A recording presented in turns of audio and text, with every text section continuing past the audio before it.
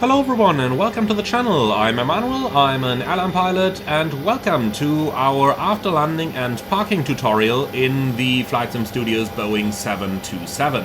We've just landed at Brussels and vacated the runway and stopped the entire airplane behind the hold short line so that the runway is clear and available for use for other aircraft. And from here on we are now going to run the after landing procedure.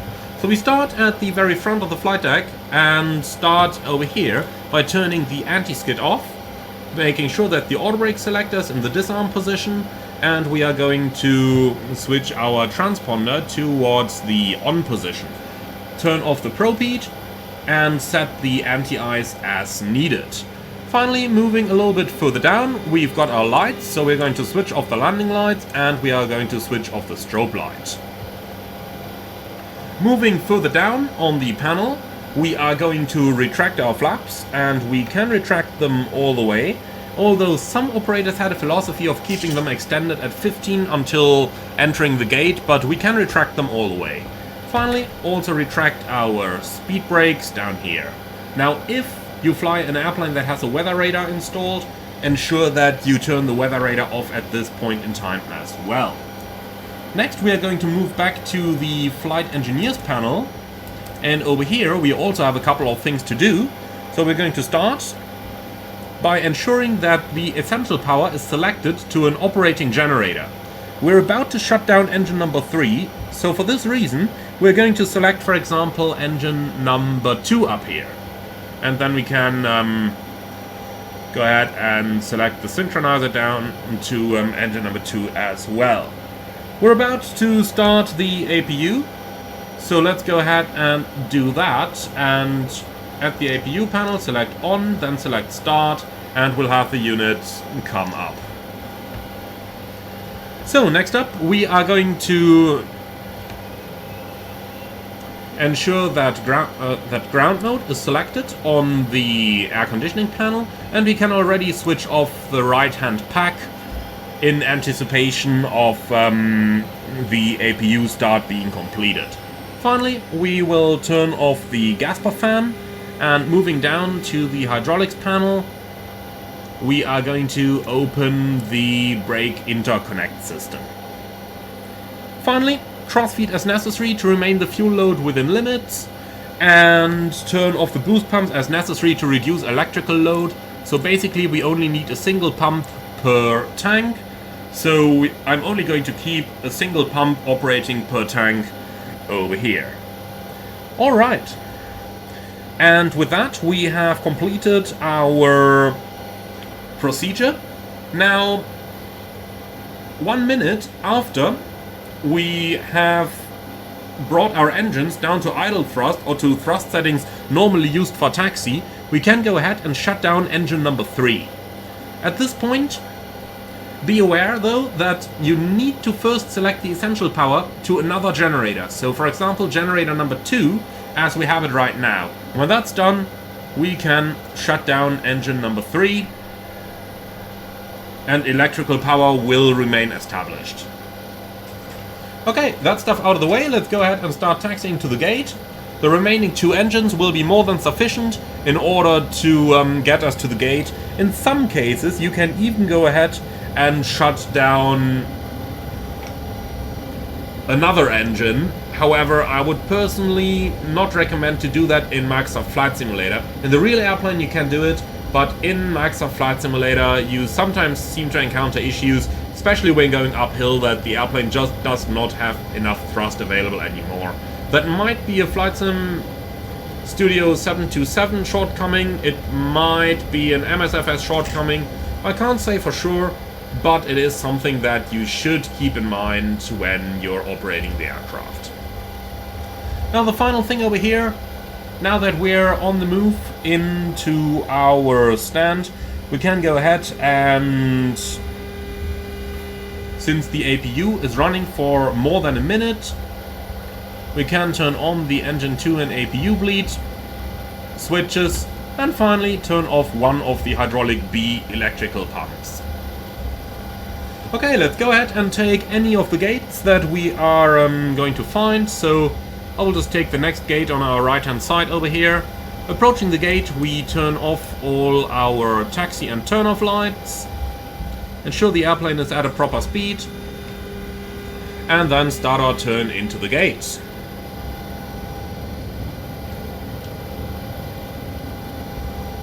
I am using a little bit of thrust here just to be sure that we don't lose too much speed. We don't want to stop while the airplane is in turn, especially not when operating on a reduced engine.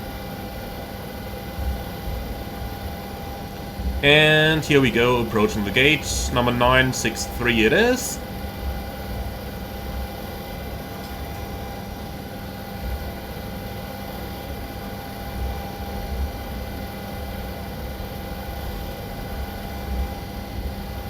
Alright, we're going to stop on the forward dots over there, and the easiest way to do it is just to look to the sides. Remember, the dots were about here, so that's where we want to get our nose wheel. The nose wheel is slightly behind us pilots, so we got a taxi until this line up there is roundabout slightly behind us.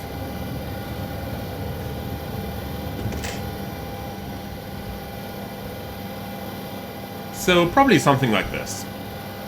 Okay, going to stop the airplane over here and ensure that the parking brake is set. Now once the parking brake is set, we gotta return to the flight engineers panel, and we are going to close the hydraulic brake interconnect system.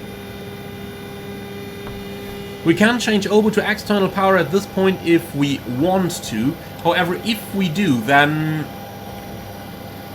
we got to ensure that the external power has started and is providing sufficient power. So if we go to ground power connect down here, we don't need to, we do have the APU, but if we do it, and if we now monitor the frequency of the ground power, give it a little while.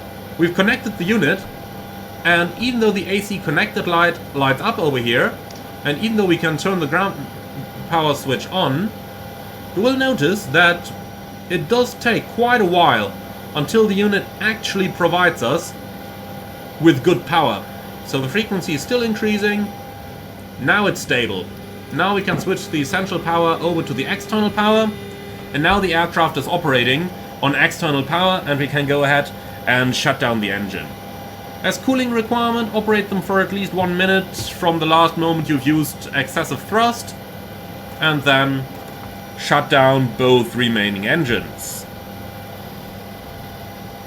Alright, as part of effort to relieve the ground power from some of its power, we are going to turn off the lights as possible.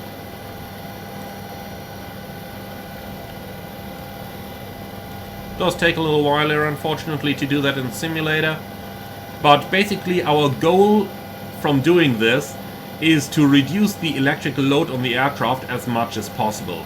That's something that modern aircraft do automatically by load shedding, but the 727 does not, so we gotta do that good stuff on our own over here.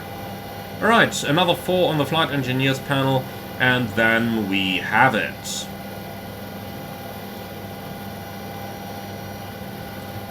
Alright, so lights are turned off. Then the DC meter is going to go into the essential TR position.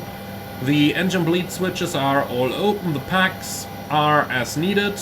We can flick them off over here. We are operating on the ground power, so the APU can already be shut down. And finally we go over to the other side and turn off the radio master switches. Okay, so with that, our basic shutdown procedure is complete. Last but not least, since everything is shut down, including the APU, we can go ahead and turn off our fuel pumps down here. Open the crossfeed valves so that refueling can take place easily. Again, whenever those valves are operated, check their lights. Turn off the engine-driven hydraulic pump, turn off the hydraulic system B pump. And with all of that out of the way, we can go ahead and do the shutdown checklist, or as they call it in here, the secure cockpit checklist and the flight termination checklist. Congratulations, you have just completed your first Boeing 727 flight. It is definitely one interesting piece of aircraft to fly, and one that I do really enjoy. It does need a little bit of work to get accustomed to it, I needed approximately 10 flights in order to get to the point where I am right now in this aircraft. But once you've mastered it, it is even more rewarding to fly.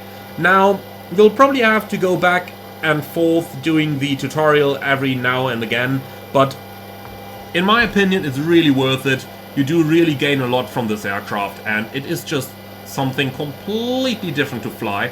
But mastering something like this is going to give you a system understanding for a lot of more modern Boeing aircraft as well. So a lot of stuff still works the same in the background as it did in the 1960s Boeing 727. So in my opinion, it's really worth it. Finally, I would like to say thank you very much for flying along with us today. Really hope that you enjoyed the tutorial series. Let me know your feedback in the comments below. I'm very much looking forward to that. As always, like, comment and subscribe, and if you're up for more, especially hit that little bell so that you get notified of new videos as they come up. In the meantime, thank you very much, and if you really love what I'm doing, I would appreciate a small donation through the Buy Me a Coffee link in the video description below. Thank you for watching, and I see you all again on the next one.